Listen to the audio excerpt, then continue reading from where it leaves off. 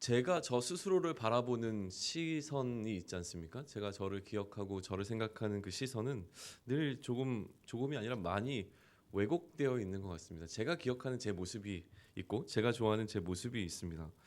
제가 기억하는 제 모습이 현재의 저의 모습을 올바로 바라보지 못하게 만들거나 아니면 제가 기대하는 내 모습, 이랬으면 좋겠다라고 하는 내 모습이 지금 현재의 제 모습을 올바로 바라보지 못하게 한다는 것을 자주 경험하게 되어집니다. 일테면 거울 같은 게 그렇습니다. 거울 자주 보시죠? 유독 어떤 거울을 보면요, 제가 좀 잘생겨 보이는 거울이 있습니다. 어떤 거울을 보면 참 제가 저답지 않게 보이는 거울이 있어요. 제가 좋아하는 거울은 뭐냐면 저희 아파트 엘리베이터에 있는 거울입니다. 그 거울을 볼 때마다 제가 제 모습에 깜짝 놀라곤 합니다. 참 잘생겼다 이런 생각이 들어요. 제가 가장 싫어하는 거울이 어디냐면 우리 본당 2층에 올라가는 그 중간에 있는 거울 있지 않습니까? 그 거울을 볼 때마다 참 뚱뚱하고 못생긴 제 모습을 마주할 때마다 또 깜짝깜짝 놀랍니다. 백화점 거울에 속지 말라는 이야기가 있죠. 백화점에 있는 그 조명과 그 거울의 느낌 그대로 옷을 사갖고 왔는데 집에서 입어보면 영 그 모습이 나타나지 않아서 좀 갈등하게 되는 경우들이 많이 있죠. 사진도 마찬가지인 것 같습니다. 사진을 찍고 나면 제가 기대하는 사진 속 제 모습이 있는데 때로는 실망스러울 때가 굉장히 많고요. 어떨 때는 제 모습보다 훨씬 더 잘 나온 사진들이 좀 있습니다. 요즘에 젊은이들이 그 사진을 찍어서 인터넷에 많이 올리지 않습니까? 근데 사실은 그 한 장의 사진을 올리기 위해서 수십 장의 사진을 찍는다고 해요. 그런데 그 중에서 고르고 골라서 한 장을 올리면서 마치 이 한 장을 찍은 듯이 한 장을 딱 찍고 이 한 장 속에 내 모습을 그냥 건진 것처럼 이렇게 올린다고 해요. 어쨌든 내가 기대하고 내가 좋아하는 내 모습이 있습니다. 디도서를 묵상하면서요.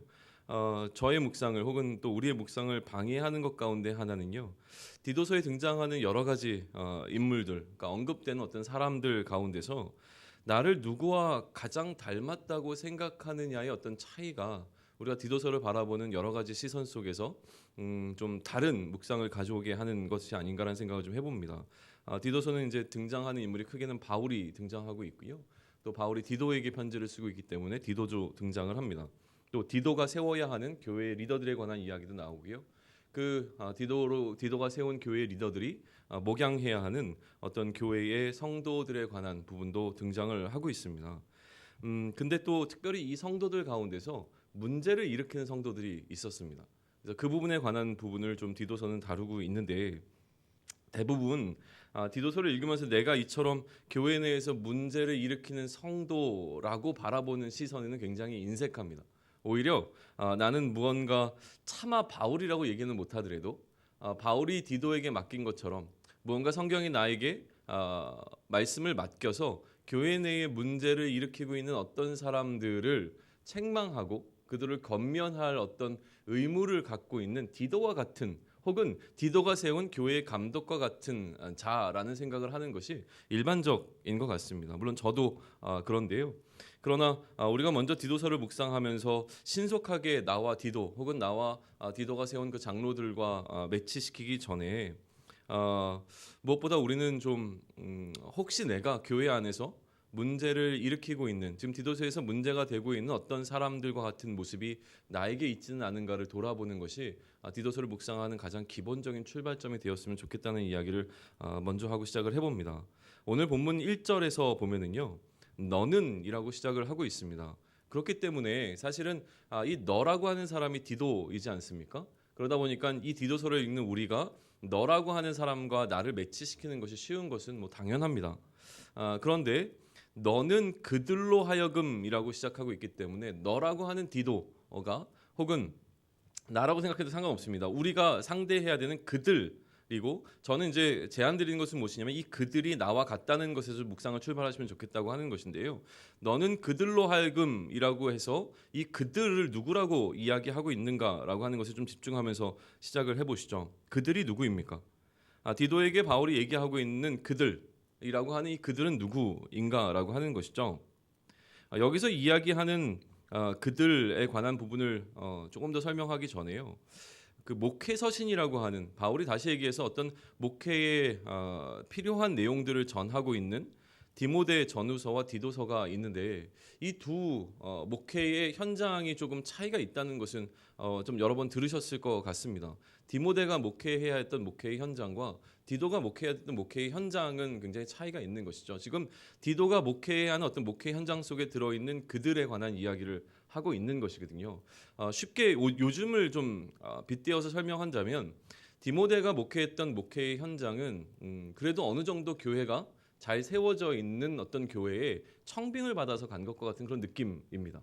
디모데는요. 근데 디도는 어떠냐면 바울과 같이 굉장히 척박한 곳에 가서 교회를 개척을 했습니다. 개척을 하고 바울은 떠나고 그 개척한 교회에 디도가 남아있는 상황인 것이죠.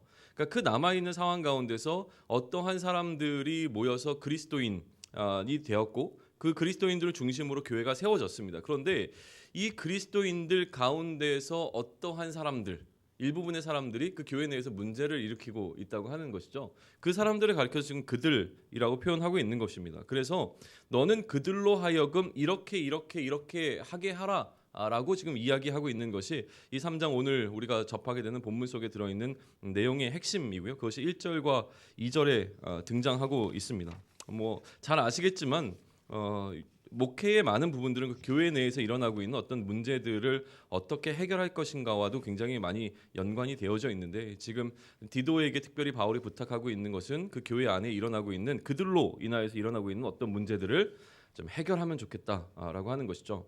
1절을 다시 한번 보시죠. 너는 그들로 하여금 통치자들과 권세 잡은 자들에게 복종하며 순종하며 모든 선한 일 행하기를 준비하게 하며라고 이야기하고 있습니다. 아까도 얘기했지만 이 그들이 그러면 누구입니까? 놀랍게도 동료 그리스도인들이라고 하는 거예요. 우리와 그러니까 믿지 않는 어떠한 사람들, 늘 우리에게 적대적인 그리스도에게 적대적인 어떠한 사람들을 이야기하는 것이 아니라 우리와 같이 신앙생활을 하고 있고 우리와 같이 공동체를 이루고 있는 어떤 교회 가운데 있는 그러니까 우리 교회 가운데 있는 어떠한 사람들에 관한 이야기를 지금 하고 있다는 것이죠. 그러면 그들은 놀랍게도 왜 동료 그리스도인임에도 불구하고 이처럼 문제의 중심에 서게 되었는가라고 하는 것을 우리는 좀 살펴보아야 하는 것이죠. 이들 때문에 사실은 바울은 디도에게 이들을 권면하고 또 가리키고 본이 될 수 있는 어떠한 감독과 장로들을 세우라고 이야기하고 있는 것이기 때문에 그런데요. 이들 특별히 그들에게 해결해야 될 문제가 있었고 그 문제들에 관한 이야기가 1절과 2절에서 좀 요약돼서 설명되어집니다. 첫 번째는 무엇이냐면요. 통치자들과 권세 잡은 자들에게 그들이 복종하고 순종하지 않은 것이 문제였습니다. 두 번째 문제는 무엇이냐면 모든 선한 일 행하기를 준비하게 하며라고 되어 있는데 여기서 준비하게 하며라는 것을 조금 더 좀 이렇게 와닿게 번역을 한다면 열심을 낸다는 것으로 좀 번역해 볼 수 있을 것 같은데요. 무슨 얘기냐면 모든 선한 일 행하는 것에 열심이 없었던 것입니다. 그들의 문제는 첫 번째는 무엇입니까? 세상의 통치자들과 권세 잡은 자들에게 복종하기를 거부한 것이 문제였습니다. 두 번째는 무엇입니까? 선한 일을 행하는 것에 열심을 내지 않은 것이 문제였다고 하는 것이죠. 마지막 세 번째가 2절에 등장합니다. 아무도 비방하지 말며 다투지 말며 관용하며 범사의 온유함을 모든 사람에게 나타낼 것을 기억하게 하라. 그들이 잊고 있는 것을 통하여서 이들은 어떻게 하고 있냐면 세상의 많은 사람들과 다투고 분쟁하고 있었던 모습을 보였다는 것이죠. 자, 어떻게 이런 일이 가능했을까? 그리스도인에도 불구하고 어떻게 이런 일이 가능했을까를 생각하기 전에 오히려 그리스도인이기 때문에 이런 일이 가능한 것이라고 좀 우리는 보면 좋을 것 같습니다. 왜냐하면 그 교회 안에 좀 잘못된 가르침들이 만연해 있었던 것 같아요. 우리는 쉽게 이렇게 생각할 수 있습니다. 이제 우리는 하나님의 백성이고 하나님만이 우리의 주인이시니 세상의 어떠한 권세 잡은 자들의 명령에 따를 필요가 없다. 오직 우리는 하나님의 말씀에만 순종하면 된다라고 하는 이야기가 그럴듯하게 들립니다. 또 우리는 세상에 있는 많은 사람들과 구별된 삶을 살아야 하기 때문에 늘 그 사람들과 적대적인 위치에 서 있을 수밖에 없다라는 이야기도 그럴싸하게 들린다고 하는 것이죠. 그래서 어떤 사람들이 구원에 관한 굉장히 강한 어떤 이해를 갖고 있었던 그러나 잘못된 이해를 갖고 있었던 어떤 사람들이 세상으로부터 자신들을 구분해내려고 하고 그러한 기준 속에서 뭔가 교회 안에서 오해된 어떤 구원에 관한 이해로 문제를 일으키고 있는 상황처럼 보여진다고 하는 것입니다. 그것이 지금 그들이 보이고 있는 세 가지의 문제점이라고 하는 것이고요. 바울은 지금 디도에게 부탁하고 있는 것이 이 세 가지가 다시 온전하여질 수 있도록 하는 그 사역을 목회를 좀 할 것을 부탁하고 있는 것이죠. 첫 번째 문제는 순종의 문제였습니다. 구원받은 하나님의 백성이니 세상의 권세에는 불순종해도 된다라고 하는 것이 그들 가운데 있었던 생각처럼 보입니다. 그런데 바울이 그의 서신 여러 곳에서 밝히고 있는 것과 마찬가지로 그렇지 않죠. 오히려 바울은 하나님께서 세운 권위이다. 세상의 어떤 권세들도 하나님께서 세운 것이고 세상의 통치자들도 하나님께서 세우셨기 때문에 거기에 우리가 인정하고 순종해야 된다라고 이야기합니다. 그러나 그 권위 받은 자들이 하나님께 순종하지 아니할 때에, 하나님과의 어떤 충돌이 있을 때에는 우리는 하나님 편에 서야 된다라는 가르침을 주고 있는 것입니다. 무조건적인 불순종을 이야기하고 있는 것이 아니라고 하는 것이죠. 선을 행함에 열심을 내지 않는 것은 어떻게 이해할 수 있냐면, 아까는 구원받은 백성임에도 불구하고 하나님께서 세우신 세상의 통치자에게 우리는 순종해야 된다는 이야기를 했다면, 두 번째는 구원받은 자로서의 합당한 삶을 살지 못하고 있는 부분을 지적하고 있는 것입니다. 선을 행하는 부분에 관한 이야기를 하고 있는 것인데요. 사실은 이 선을 행함에 관한 문제는 디도서에서 굉장히 중요하게 다뤄지고 있는 부분 가운데 하나입니다. 한번 우리가 어제 본문으로 넘어가 보시면요. 어제 본문에서는 어떻게 나오냐면 14절 보시죠. 그가 우리를 대신하여 자신을 주심은, 그러니까 한마디로 얘기해서 구원에 관한 이야기를 하는데요. 모든 불법에서 우리를 속량하시고 우리를 깨끗하게 하사 무엇을 하게 하는 자기 백성이 되게 하려고 선한 일을 열심히 행하는, 선한 일을 그저 행하는 것이 아니라 선한 일을 열심히 행하는 자기 백성이 되게 하기 위해서 구원을 했다라고 하는 구원받은 자들에 관한 설명을 붙이고 있는 것이죠. 그리고 마찬가지로 오늘 3장 1절에 보게 되면 어떻게 얘기합니까? 모든 선한 일 행하기를 준비하게 하며, 다시 얘기해서 모든 선한 일을 열심히 행하게 하며라고 이제 이해할 수 있는 것이고요. 내일 본문으로 한번 넘어가 보실래요? 내일 본문에 넘어가시면 8절, 바로 8절 보시죠. 이 말이 미쁘도다. 그러니까 앞서 한 이야기가 믿을만하다. 정말 이거는 신뢰할 만하다. 그러니까 원하건대 너는 이 여러 것에 대하여 굳세게 말하라. 이제는 자신 있게 얘기해라. 이는 하나님을 믿는 자들로 하여금 조심하여 무슨 일을? 선한 일을 힘쓰게 하려 하며, 지금 바울이 특별히 디도가 목회하는 목회 현장에서 핵심적으로 이야기하고 있는 것 가운데 한 가지가 뭐냐면, 그들로 하여금 선한 일을 행하는 사람들이 될 수 있도록 만들어라 라고 하는 뭔가 미션을 주고 있는 거거든요. 그러면 이 선한 일이라고 하는 것이 무엇인가 라고 하는 것인데요. 이 선한 일이라고 하는 것은 여러 가지로 해석이 가능합니다만, 가장 간단하게 설명하면 구원받은 자로서 합당한 삶을 살아내는 것을 선한 일이라고 이해하시면 가장 좋을 것 같습니다. 마지막 세 번째인데요. 이제 세상과의 분리의 문제입니다. 우리가 자꾸 세상과 다투고 분쟁하고 그 사람들을 향하여서 우리가 온유함을 나타내는 것이 아니라, 그들을 관용하는 것이 아니라 비방하고 싸우려고 하는 태도를 갖는 것이 과연 옳은가라고 하는 부분에 관한 문제를 다루고 있는데요. 구원받은 백성이기 때문에 세상과 분리되어 있어서 세상에 있는 사람들과 하나 될 수 없다, 그들과는 우리가 융화될 수 없다라고 하는 개념 속에서 보는 것이 아니라, 우리를 구원하신 하나님의 분명한 목적은 무엇이냐면 그들로도 우리와 같이 하나님을 섬기는 백성 만들도록 하는 빛과 소금의 역할을 감당할 수 있도록 우리를 부르셨기에, 사실 우리는 그들과의 분리가 목적이 아니라 그들과 분리된 삶을 살아가는 삶을 통하여서 얼마나 하나님의 백성이 하나님 안에서 누릴 수 있는 것이 값진지를 그들에게 보여줌으로 말미암아 그들을 우리들의 삶 속으로 하나님으로 초대하는 역할을 하는 자들이 돼야 된다는 이야기를 지금 하는 것이죠. 그러니까 이런 부분에 관한 이야기들을 이제 더 잘 설명하기 위해서 1절과 2절에서 그들에게 주어져야 되는 처방 세 가지를 이야기하고 난 다음에 3절부터 7절까지에서는 무슨 이야기를 하냐면, 세 가지 문제가 전부 다 구원과 연관되어 있었다는 거예요. 구원받았기 때문에 세상의 권세는 따를 필요가 없다. 구원받았기 때문에 구원받은 자로서의 합당한 삶을 살지 못하는 문제. 또 세 번째는 무엇이죠? 구원받았기 때문에 세상과는 구별되는 것을 어떻게 구별할 것인가의 문제. 모든 것은 다 구원과 연결되어 있기 때문에 바울은 다시 우리가 받은 구원이 어떤 것인지를 온전하게 설명해 주는 것에 할애를 좀 하고 있는 것이 보여집니다. 그 3절부터 7절까지의 말씀인데, 이 내용이요 너무나 어떻게 보면 아름답다고 표현해야 될까요? 그러니까 구원에 관한 바울은 정말 굉장히 뚜렷하고 선명한 이해를 갖고 있었어요. 우리가 받은 구원이 어떠한 것인지를 가장 잘 설명해내고 있는 사람이 바로 바울이거든요. 그래서 우리가 받은 구원에 대한 깊은 이해를 통해서 구원받은 자로서 합당한 삶을 살아가는 것에 관한 것을 바울은 계속 전하고 있단 말이죠. 3절에서 7절까지 3, 4, 5, 6, 7 5절이거든요. 근데 이 5절을 가지고서 구원에 관한 이야기를 다 설명할 수가 없습니다. 근데 이 5절에 이걸 다 압축시켜 놓은 것이죠. 이 5절을 가지고 사실은요 며칠 밤새 말씀을 전할 수도 있고, 사실 이 구원에 관한 이 핵심적인 내용을 다루는 것이 제자반 1학기의 내용이에요. 그래서 제가 또 무엇을 얘기하려고 하냐면 내년 봄에 시작되는 제자반 14기에 여러분들이 다 오셨으면 좋겠습니다. 제자반 1학기 때 계속 다루는 것이면 12주 동안 다루는 것이 이 구원의 각각에 대한 이야기들을 상세하게 다루게 되거든요. 구원에 관한 이해가 그 다음에 우리로 하여금 구원받은 자로 살아가는 그 삶에 대한 태도를 온전하게 해주기 때문인데요. 오늘 이 새벽에 우리가 그 구원에 관한 이야기를 깊이 나눌 수는 없을 것 같습니다. 그러나 만약에 저에게 이 짧은 시간에 딱 한 가지만 이야기하라고 한다면 저는 구원의 핵심은 성령이다라고 정리하고 싶습니다. 구원의 핵심은 성령에 관한 이해입니다.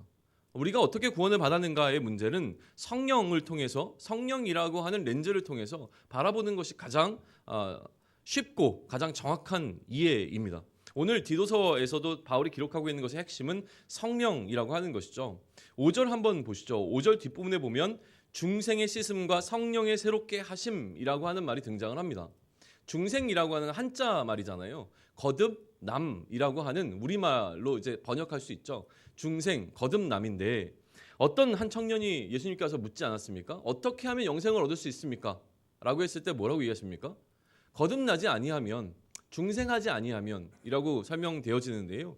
이 거듭남, 다시 태어남, 그러면 다시 어머니의 뱃속으로 들어갔다 태어나야 되는 것입니까? 나야 되는 것입니까? 이런 어떤 이해가 아니라 지금 이야기하고 있는 이 거듭남이라고 하는 것은 무엇이냐면 성령이 우리를 새롭게 하시는, 그게 거듭 태어나는 것을 이야기하는 것이죠. 그러면 성령이 어떻게 우리를 새롭게 하시는가에 대한 이해도 필요하잖아요.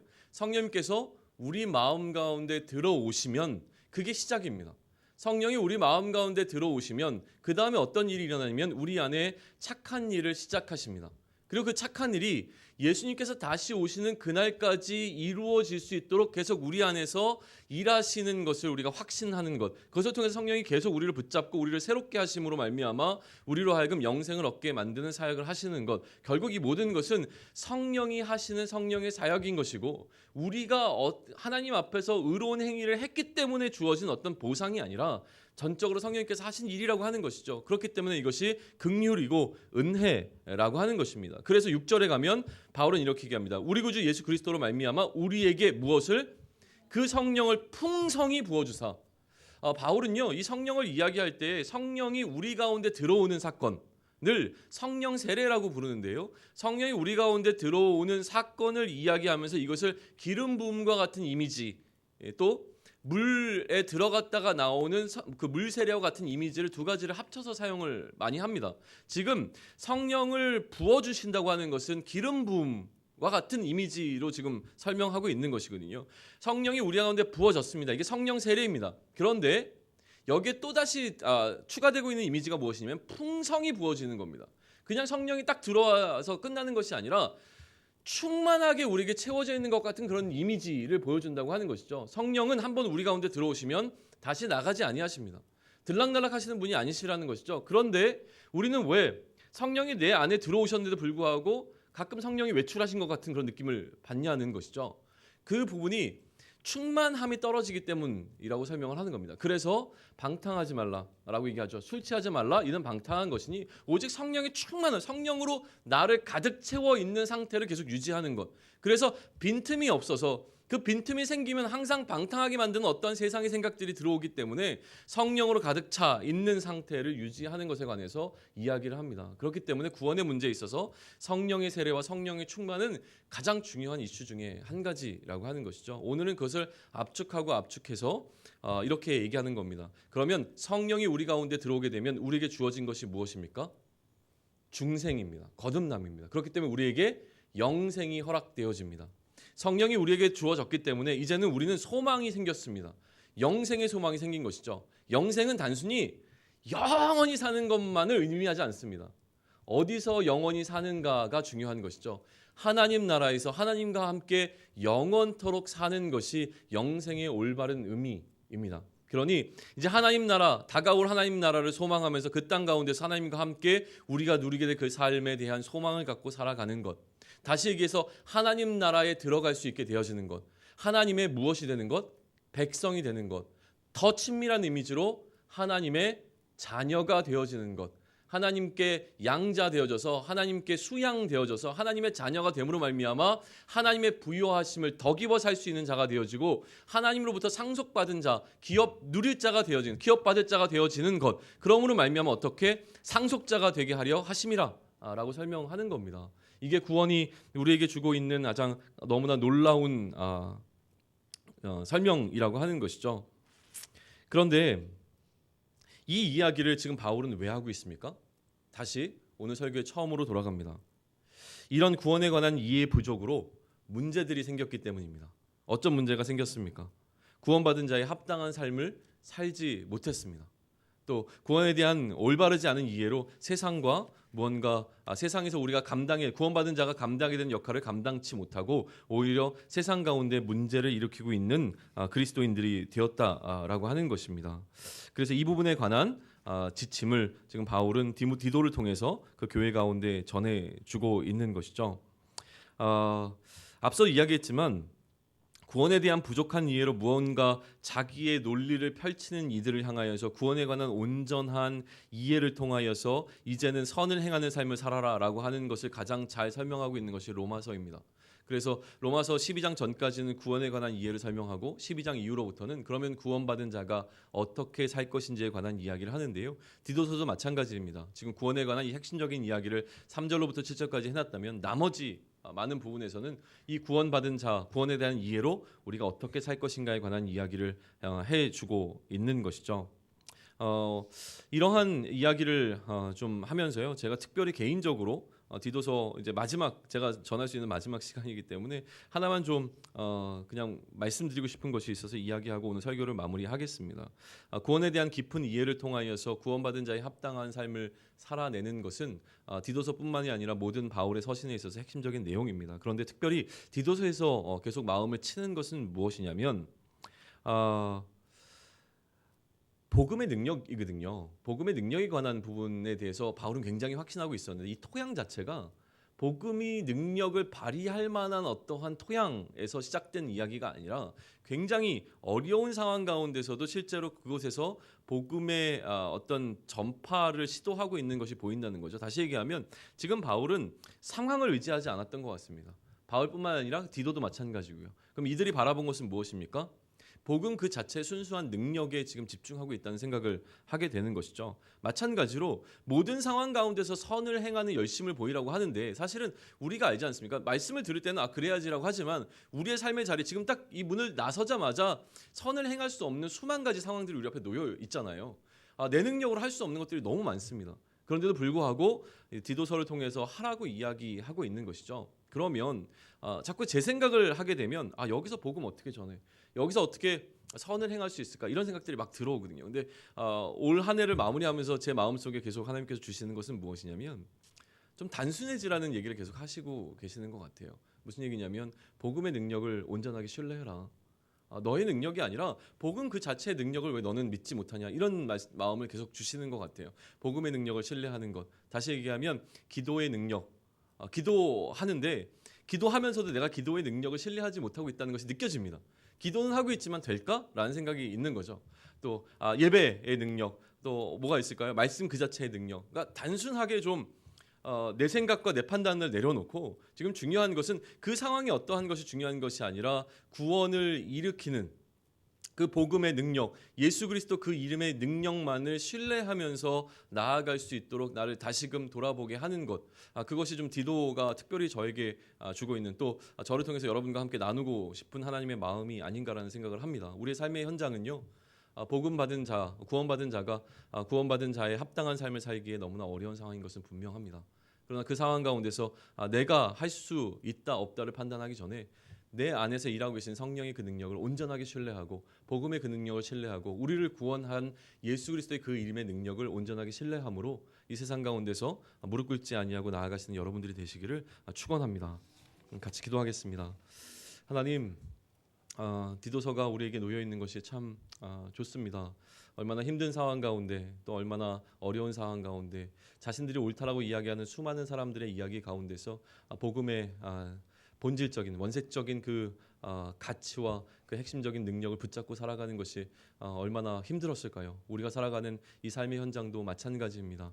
말씀을 읽고 또 예배자로 서고 또 기도하고 예수를 그리스도로 고백하는 삶을 살아가지만 실제 우리의 삶의 현장에서는 우리가 입으로는 시인하지만 또 우리의 삶을 통해서는 부인하고 있는 것 같은 삶을 살아가는 현장이 너무나 안타깝습니다. 그렇게 하나님 다시 이 한 해를 마무리하면서 우리가 결단하며 나아갑니다. 하나님 복음의 그 능력을 온전히 신뢰할 수 있게 하시고 기도하면 된다라고 하는 것을 우리 마음 깊이 신뢰할 수 있게 하시고 예수 그리스도의 그 이름의 능력이 우리를 구원할 유일한 그 이름이라고 하는 것을 우리 입으로 고백함으로 말미암아 우리의 삶 가운데 그것이 실제가 되어지는 삶 살아낼 수 있도록 그렇게 사는 삶이 우리가 살아내야 된 2016년이 될 수 있도록 하나님 허락하여 주시옵소서. 이 모든 말씀 우리 주 예수 그리스도의 이름으로 기도드렸사옵나이다. 아멘. 하늘에 계신 우리